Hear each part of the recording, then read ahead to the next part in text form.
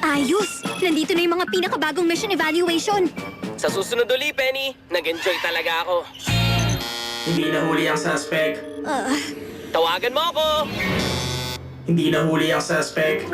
Ang saya mo talaga kasama. Hindi nahuli ang suspect. Ano ba naman yan? Kumusta ka, Penny? May dala akong pagkain para sa'yo. Bowsers, ayaw na ayaw niya siguro ng burrito.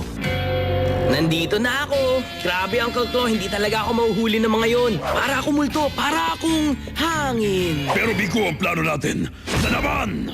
Oo, totoo, Kahit pero... ang pinakasimple sa mga utos ko, hindi mo pa magawa. Aalisin na kita sa field. Wag! Magiging mahusay na kontrabida ako. Tadhana ko yun. Sige na, Uncle Claw. May tutulong pa ako. May masamang plano ka pa ba? Baka may maitim na bala ka pa dyan. Kahit ano, papatusin ko. Kahit ano,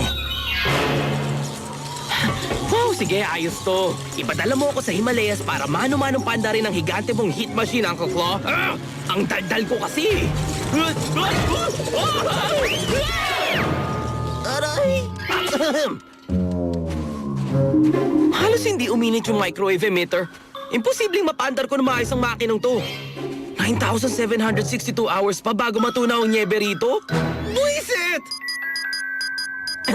Uncle Claw, mukhang maayos naman ang takbo ng heat machine nyo pero medyo matatagalan. hanggang tanghali ka lang dyan. Kung hindi pa tataas ang sea level ng 20 feet bago yon, papipilitan ako iparada ang Mad Yacht doon sa marina. Sa halip na sa likuran ng base. Nako, malaking trahedya ngayon kung sakali. Grabe, mapipilitan ka talagang maglakad ng 50 metro. Ano yun? Wala. Buisit. Patataasin ko ang dagat, Uncle. Maaasahan mo ko. Kailangan ko makaisip ng paraan para mapabilis ang makinang yun dahil kung hindi... Ano yun? Hello? Aba, tingnan mo nga naman. Sinasabi ko sa'yo, Brain, sa susunod, kakwelyon ko na talaga yung lokong talo na yon. Pasensya na. Walang makakapigil sa akin. Sakto ang dating nyo. Bakit? Anong meron?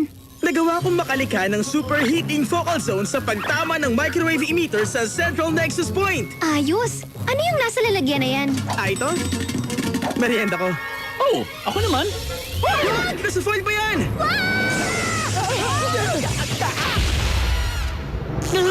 Uncle Gadget, ayos ka lang ba? Ayos lang ako, Penny. Pero sa palagay ko, may kinalaman ng burrito na ito sa sekretong plano ng Mad na sirain ang tanghalian ko. Hindi pwedeng maglagay ng foil sa emitter dahil gumagamit ka ng microwaves. Kung ganun, gumamit si Dr. Claw ng memory eraser para makalimutan ko na bawal gumamit ng foil sa microwave. Napakasama niya talaga. Mabuti na lang, Gadget. Naabutan kita rito. Nasa akin ang susunod mong misyon. Sinusubukan ng Mad na tunawin ang nyebe sa Himalayas gamit ang higanting heat machine. Patataasin nun ang sea level ng 20 feet. Pero magdudulot yun ng pagbaha sa buong mundo. Ang misyon mo, pumunta sa Tibet, pahintuin ang heat machine, at pigilan mo si Dr. Claw. Kusang sasabog ang mensaheng ito. Kaming bahala, Chief.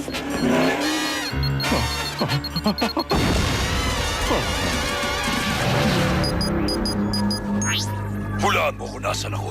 Sa yate! Uncle Claw, may ginagawa pa ako. Tingnan mo, naka-sailor suit si Mad Cat. Ang cute-cute niya. Taron, anong ingay yun? Sorry, Uncle. Mamaya na lang. Yan. Pwedeng-pwede ka sa plano ko.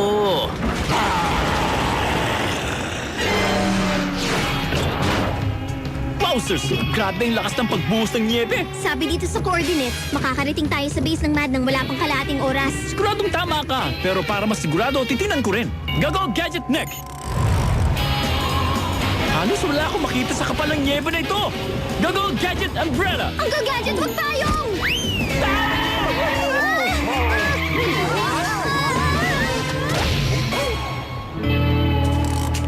Anong gagawin natin? Hindi tayo pwedeng magtagal rito. Maraming misteryosong halimaw sa ganitong altitude. Delikado tayo sa mga yun. Wala naman ako nakita sa report tungkol sa mga delikadong mabangis na hayop. Siyempre wala, Penny. Dahil ang mga hayop na tinutukoy ko, hindi pa nadidiskubre. Ah, sige. Pero kahit na, di tayo pwede magtagal rito. Tara, dito banda ang base ng Mad. Dapat magkakasama tayo lagi. Naiintindihan nyo? Sana kayo? 3 oras na lang to nauna. Ipagpatuloy mo lang, tol. Pwedeng-pwede ka sana maging isa sa mga tauhan namin eh. Kaso lang, alamat ka at endangered ka pa yata.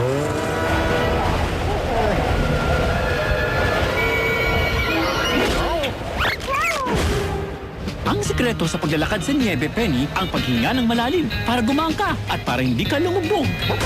Wowzers! May Yeti! Malamang mad agent yan! Go, Gadget! Yeti Repellent! Ha! Akala ni Bones Lixting hindi ko magagamit yung Yeti Repellent, ha?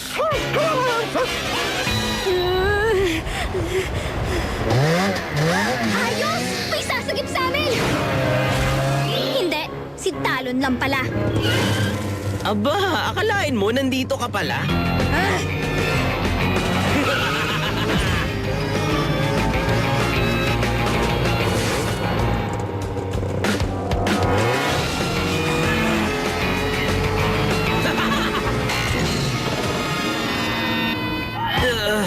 Buti nga, wala ka ng kawala. Bilib din ako sa'yo, Penny. Hindi ka madaling sumuko kahit na matagal ka na dapat umigil sa kahahabol at paghuli sa akin.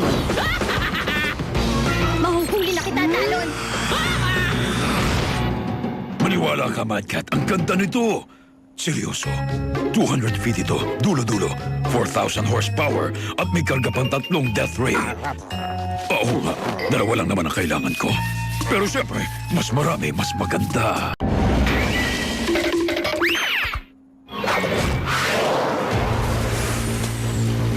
Ayos! Oras na pumatak to ng zero, matutunaw ang yelo sa Himalayas at makakapag-surf ako palis rito.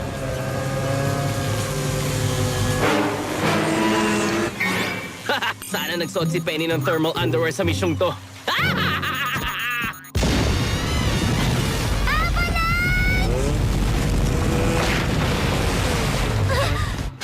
Sandali! Yeti! Gusto lang sana kitang tulungan! At kung pwede, yakapin ka para militan ang katawan mo!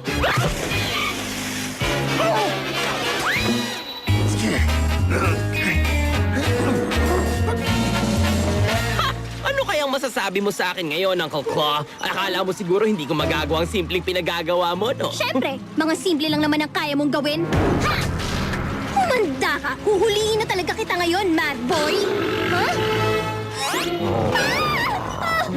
Huwag ka nga sumigaw, inistorbo mo yung talent ko eh. Anong ginawa mo, Talon? Talaga?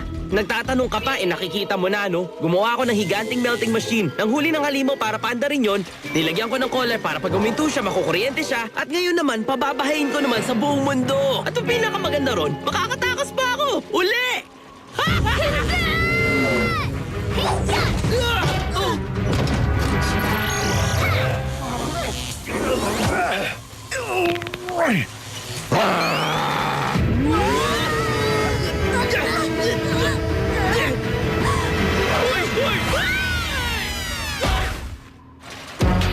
Brain Release! Yung Yeti!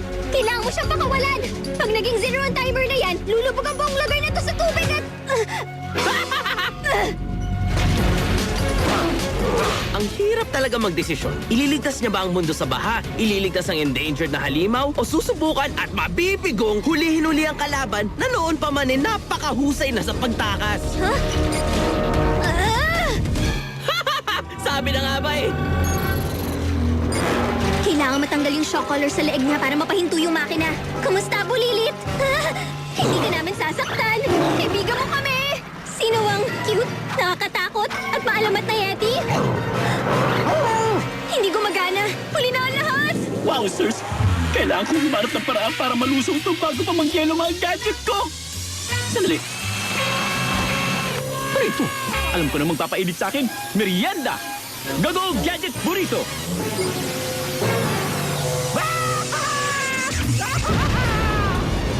Extra crispy! Eksakto sa panlasa ko! Uncle Gadget, niligtas mo ang mundo. Aba, siyempre naman, Penny! Ligtas na naman uli ang mundo mula sa... Yeti! Go, Gadget! Yeti Repellent!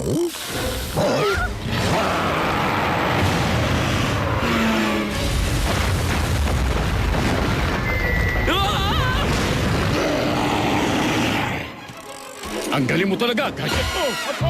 Paano yan? Nakatakas uli si Talon. Pero mas pipiliin ko pa rin iligtas sa mundo at ang lahi ng maalamat na nilalang kesa naman magkaroon ng check sa report card ko. Tama yan, Penny! Sino si Talon? Bilis pa! Kapag pinagpawisan ako dito, lagot ka sa akin. Bakit hindi na lang si Mad Cat ang patakbuhin niyo rito? Dahil hindi siyang talunan kung pamangkin na laging tinatalo na mortal kong kaaway. Gadget!